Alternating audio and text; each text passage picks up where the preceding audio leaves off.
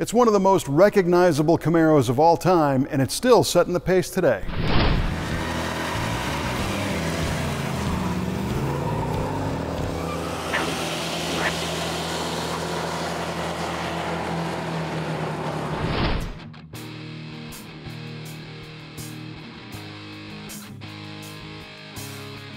Indianapolis 500 pace cars have always been special. Well, because it's the Indy 500. If you think about it, there are not many events in this world that get their own commemorative car from the manufacturer. There's no National Cheese Rolling Championship Plymouth Volare wagon, no commemorative caber-tossing World Finals Collector Edition AMC Pacer, but the Indy 500, well, that's a different story. When you say 325-horse 396 Camaro Convertible, well, people take notice. But if you say 69 Camaro Pace Car Convertible, people lose their minds.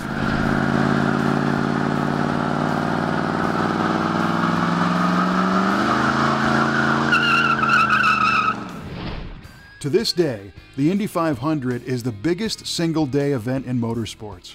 In fact, on Friday, May 30th, 1969, over 275,000 people came out to the oval racetrack known as the Brickyard to witness America's big race. Camaro was the Indy Pace Car in '67, and it must have been a hit at Chevy because when the opportunity arose to do it again in '69, they really went to town on the event. Now, if you're going to have 275,000 people in attendance, you want to make sure that your special pace car is recognizable. So Chevrolet came up with the Dover white and Hugger orange paint scheme to catch as many eyes as they could. The pace car could have been any number of colors. Le Mans blue with black stripes, Cortez silver with green seats, I don't know. But none of them would have had the lasting impact of the white and orange. And while there are only 2 cars built that actually paced the race, 130 more pace car replicas were on hand, doing everything from shuttling the press around the motor speedway to chauffeuring VIPs and race officials. A support staff of Chevrolet C10 pickup trucks, Suburbans, Impala station wagons, and a van were also on hand to keep the bow tie in plain sight for the whole event. Since the beginning, Indy Pace Cars have had several functions at the track. The primary function is to bring the pack of race cars up to speed and help them start the race. The pace car leads the pack on a warm-up lap, after which the pace car speeds off the track, allowing the racers to take off and do their thing. The other function of a pace car is to slow the cars down and allow them to gather up in the event of a crash or a caution.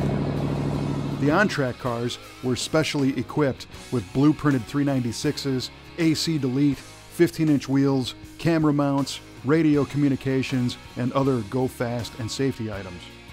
The 500 was so popular that Chevrolet built 3,750 option code Z11 pace car replicas to sell to the public, all built between February and May of '69.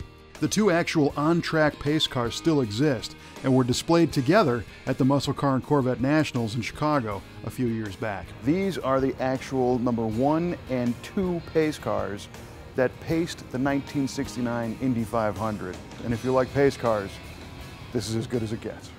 The consumer pace cars all had the Dover white and Hugger orange paint scheme to look like the on-track versions, but they had some options as well. These were all SS package cars and featured Z28 style stripes over the nose and deck and orange pinstripes on the fenders and quarter panels.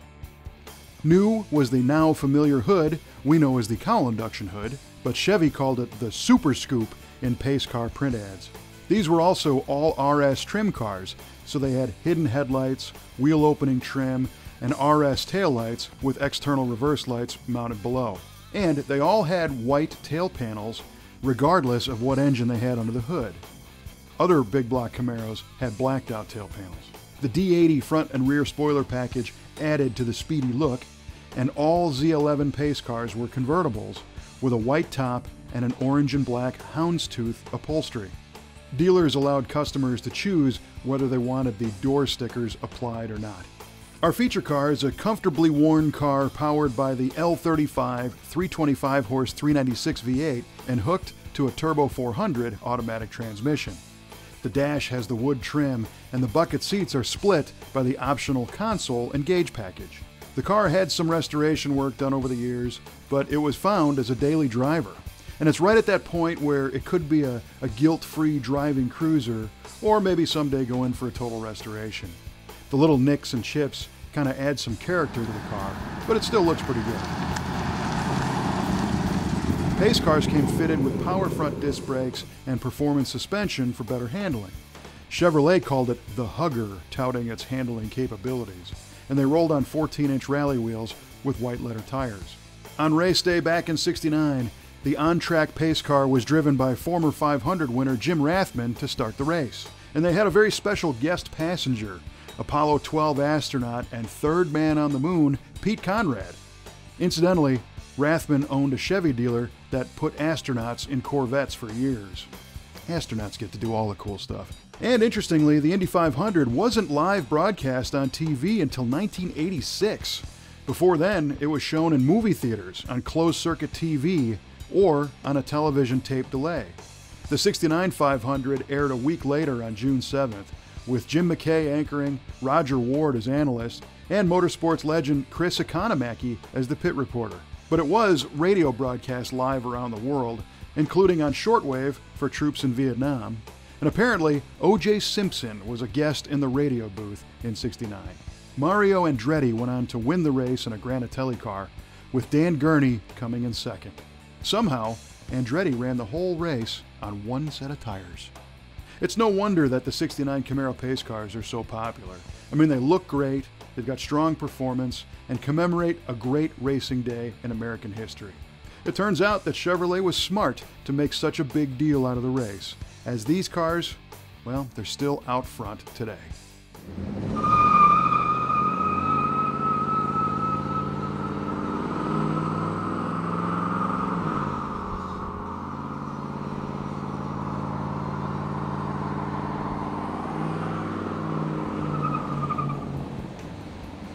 '69 Camaro pace cars, well, they all seem to have a story. Hopefully you like this one from the Brothers Collection. And don't forget, push that subscribe button and you'll get another free video next time from Muscle Car of the Week.